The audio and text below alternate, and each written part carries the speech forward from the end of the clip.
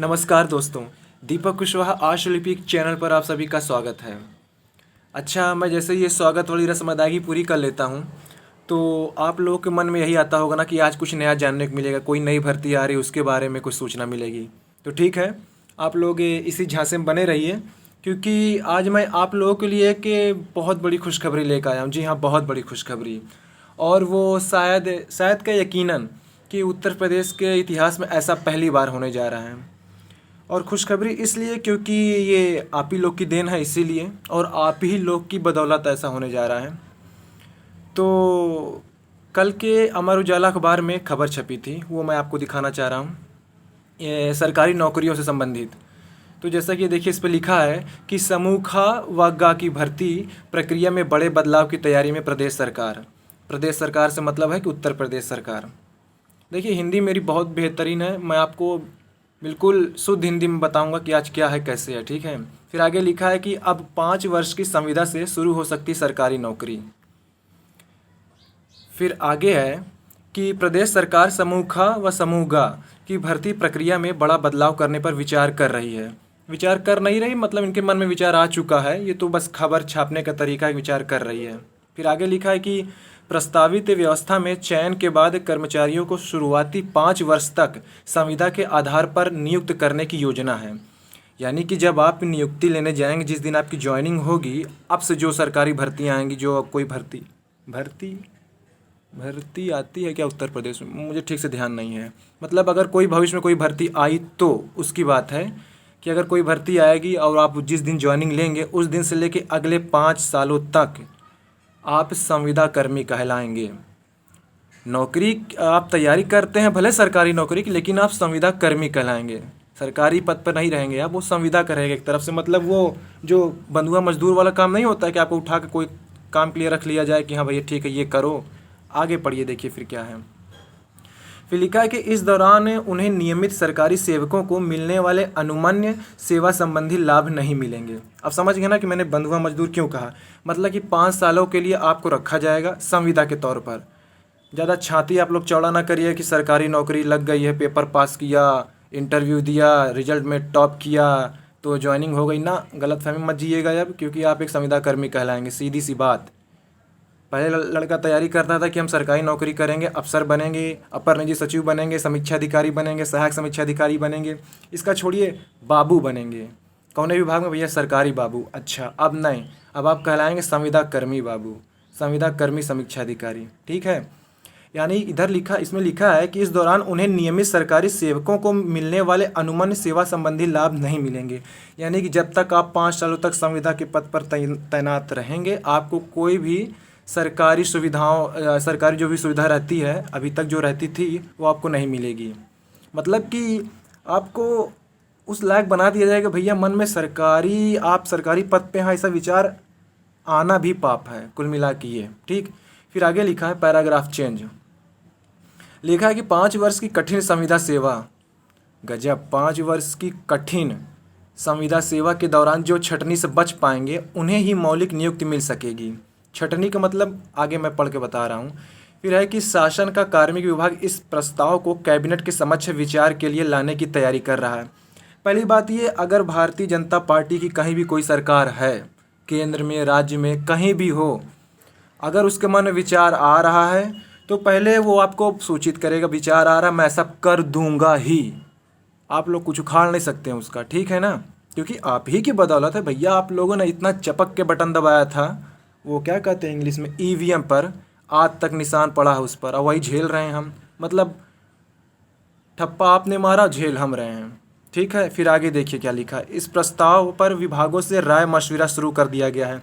आपको पता है इसी तरीके का मशविरा कुछ आया था उसके लिए, अधीनस्थ सेवा चयन आयोग के लिए, उसमें पीटी होगा। तो ये था कि प्रस्ताव के लिए भेज दिया गया, आज तक वो भर्ती नहीं आई है, आएगी नहीं पता नहीं भविष्य में।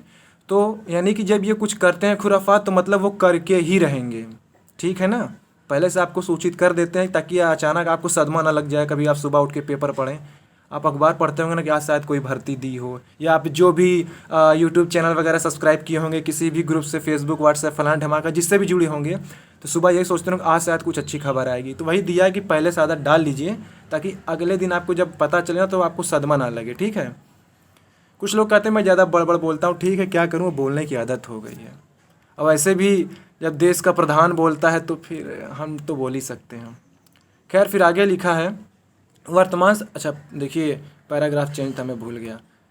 वर्तमान में सरकार अलग अलग भर्ती प्रक्रिया से चयन के बाद संबंधित संवर्ग की सेवा नियमावली के अनुसार 1 या 2 वर्ष के प्रोबेशन पर नियुक्ति देती है। यानी कि आप जैसे अभी तक ये था कि आप कोई भी सरकारी पद पर जब तैनाती पाते हैं तो 2 सालों तक आप अस्थायी रहते हैं। कोई भी पद हो, चाहे वो बाबू हो, स्टेनो हो, कुछ भी हो, एपीएस हो, कुछ भी हो, तो 2 सालों के लिए आप अस्थायी रहते हैं। अस्थायी में और संविदा में बहुत अंतर है। संविदा में ये है कि आपको कभी भी लात मार के, मतलब कि ससम्मान सहित, इज्जत सहित लात मार के आपको निकाल दिया जाता है, चाहे कोई निजी संस्था हो या सरकारी संस्था। ठीक है। अब आप कहेंगे सरकारी संस्था में संविदा कैसे, तो ये वही चीज़ है, सरकारी संस्था में संविदा मतलब भाजपा। फिर आगे लिखा है कि इस दौरान कर्मियों को नियमित कर्मी की तरह वेतन व अन्य लाभ दिए जाते हैं, मतलब दिए जाते थे जो पहले। वे वरिष्ठ अफसरों की निगरानी में कार्य करते हैं। नियमित होने पर वे नियमानुसार अपनी जिम्मेदारी का निर्वहन करते हैं। पर प्रस्तावित 5 वर्ष की संविदा भर्ती और इसके बाद मौलिक नियुक्ति की कार्यवाही से समूह ख व ग की पूरी भर्ती प्रक्रिया ही बदल जाएगी।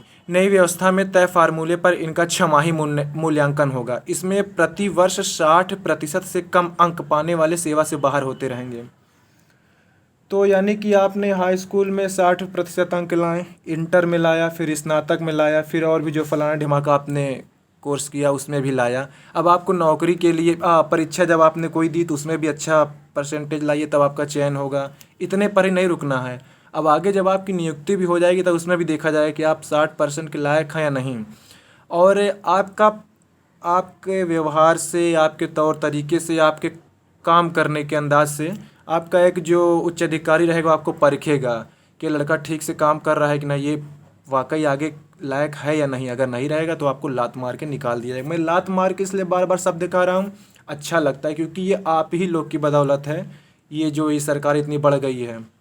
वरना इससे पहले जो भी सरकार रही हो, ठीक है, मैं किसी भी एक पार्टी का पक्षधर नहीं हूँ, कोई भी हो जो अच्छा करेगा उसी का समर्थन है।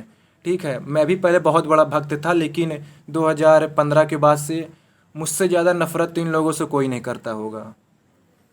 तो आज तक तो ऐसा कभी नहीं हुआ था, चाहे कांग्रेस रही हो, सपा रही हो, बसपा रही हो, किसी ने ऐसा नहीं किया। ये कुछ नया लाए हैं और आप ही लोग की बदौलत है। इसीलिए मैं आप लोग की, मतलब क्या बताऊँ, ताली नहीं पीट सकता, लेकिन आप लोग बस मेरी खुशी को समझिए, ठीक है ना। फिर लिखा है कि जो तय शर्तों के साथ 5 वर्ष की सेवा पूरी कर सकेंगे उन्हें मौलिक नियुक्ति दी जाएगी।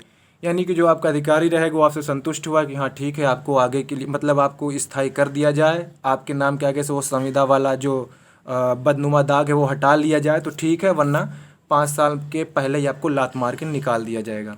इसे सरकारी विभाग समूह ख एवं ग के पदों पर नियुक्ति, यानी देखिए लिख भी दिया है, नियुक्ति मतलब ये ना समझिए कोई सरकारी पद पर नियुक्ति, ना, संविदा पर एवं विनियमितीकरण नियमावली 2020 कहा जाएगा, मतलब बस कहिए आप आज से, ठीक है। अब देखिए कुछ और लिखा है थोड़ा थोड़ा छोटा में कि नियुक्ति कर्मियों को नियत वेतन, संविदा पर नियुक्ति व्यक्ति को समूह ख व ग से संबंधित पद का राज्य सरकार द्वारा निर्धारित मुद्रास्फीति आधारित नियत वेतन दिया जाएगा।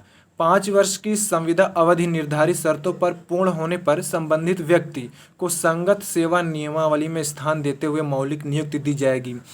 यानी कि आप लोगों का ऐसा ही समर्थन रहा, ऐसी ही भक्ति आप लोग, मतलब धुआंधार भक्ति अपनी दिखाएंगे, दिखाना भी चाहिए क्योंकि आप ही लोग की बदौलत सब कुछ हो रहा है। अगर ऐसे आप लोग भक्ति दिखाते रहेंगे, अगर ये दोबारा सत्ता में आए, यकीनन सरकारी नौकरी को तरस जाओगे सब लोग, चाहे जो हो।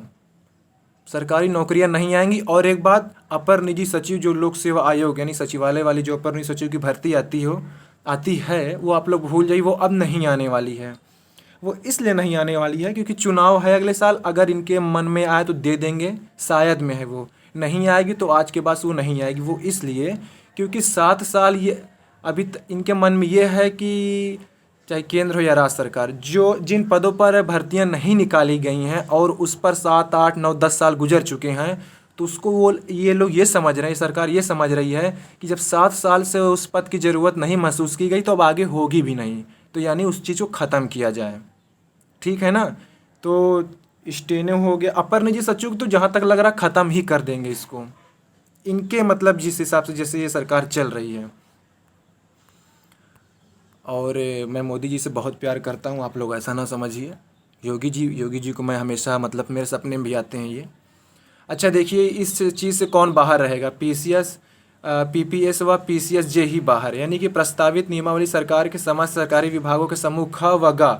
समूह ख व ग का मतलब आप समझ लिए, समूह ख में आपका अपर निजी सचिव आएगा, समीक्षा अधिकारी आएंगे, जितने भी मतलब कि 4600 4800 ग्रेड पे की जो नौकरियां हैं, वो चाहे राजपत्रित हो या अराजपत्रित हो, वो सभी समूह ख में आएंगे।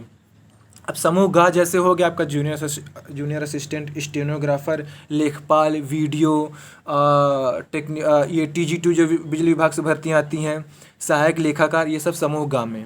ठीक है, फिर आगे लिखा गया सेवा काल में मृत सरकारी सेवकों को आश्रितों की भर्ती नियमावली 1974 पर भी लागू होगी। इसके दायरे में केवल प्रादेशिक प्रशासनिक सेवा यानी कि पीसीएस, कार्यकारी एवं न्यायिक शाखा यानी कि PCSJ तथा प्रादेशिक पुलिस सेवा के पद ही बाहर होंगे। तो अब आप समझ लीजिए कि आपको क्या करना है आगे। भर्ती ये 3 साल में दिए नहीं, देना चाहते नहीं हैं, ठीक है ना, सब कुछ ख़त्म करने पर तुले हैं, बर्बाद करने पर तुले हैं। तो अब आपके हाथों पे है। ठीक है, भक्ति रखिए, भक्ति रखना अच्छी बात है, मैं भी भक्ति रखता हूँ। ज़रा मुझे कमेंट करके आप लोग जवाब दीजिएगा। मैं भी हिंदू हूँ, राम मंदिर बन गया, अच्छी बात है, बनना चाहिए। आप दो अगर अभी 2-3 महीनों में भर्ती आ गई नई बाबू की अधीनस्थ से तो ठीक, अच्छी बात है। नहीं आई, अगले साल आती है, तो जब आपकी नियुक्ति होगी संविदा पद पर और आप बाबू बनेंगे, तो पता है आपका वेतन कितना होगा? लगभग यही 5 से 7 हज़ार, मान लिया 5 हज़ार। संविदा कर्मी का मतलब क्या यही है कि 5 हज़ार 7 हज़ार, ठीक है ना। आपको इलाहाबाद से अयोध्या जाना है राम मंदिर दर्शन के लिए, अभी मान के चलते हैं 1,000 रुपये जाना, 1,000 आना, 2,000 हो गया। 500 रुपये का चढ़ावा चढ़ाएंगे, आप हिंदू हैं, इतना नहीं करेंगे तो कलंक है हिंदू जात पर फिर आप, ठीक है। 2,500 हो गया। अब 500 रुपये का आप वहाँ रहेंगे, खाना पीना भी खाएंगे, 3,000। अब 5,000 रुपया कमाने वाला बाबू संविदा कर्मी, वो अगर 3,000 रुपया अगर वहाँ फूंक के आएगा, 2,000 में का दारू पी के घूमेगा? सोचिएगा ज़रा इस बात को। आप लोग को मेरे बात करने का तरीका ना पसंद आ रहा हो या मैं ज़्यादा बकबक कर रहा हूँ, अच्छी बात है। मेरा भी मन है, आपका ही मन था, आपने जो किया सो किया, वो हम भुगत रहे हैं। हमें भी जो बोलना हम बोलेंगे, आपको सुनना है। अच्छा लगे ठीक है, ना अच्छा लगे तो बहुत अच्छा है। तो अब सोचिएगा कि 22 में आपको क्या करना है। तो यही आज की खुशखबरी थी। खुशखबरी इसलिए थी, मैं बार बार कह रहा हूँ, क्योंकि आप ही लोग की बदौलत ये खुशखबरी, आप ही लोगों की वजह से आज इतना सर पर चढ़े हैं। वरना किसी की औकात थी? कितनी सरकारें आई, कितनी चली गईं, किसी ने ऐसा कुछ किया? कभी नहीं। तो ठीक है, ऐसी श्रद्धा भक्ति बनाए रहिए। अगर फिर भी थोड़ी बहुत शर्म बची हो या कुछ थोड़ा भी अपने अंदर बचा हो, ठीक है, भक्ति अलग बात है। लेकिन अब कहते हैं कि गाय पाल लीजिए, दूध वगैरह बेचिए, इससे आमदनी होगी, 10 लाख का बैंक बैलेंस हो जाएगा। मैं भी गाय पाल लूँगा, मेरा पड़ोसी पालेगा, उसका पड़ोसी पालेगा, पूरा मोहल्ला पालेगा, साला लेगा कौन? गाय भैंस बछड़ा मैं तो सब पाल लूँ, सुअर पाल लूँ, बकरी पाल लूँ, सब चीज़ कर लूँ, ठीक है, तो लेगा कौन?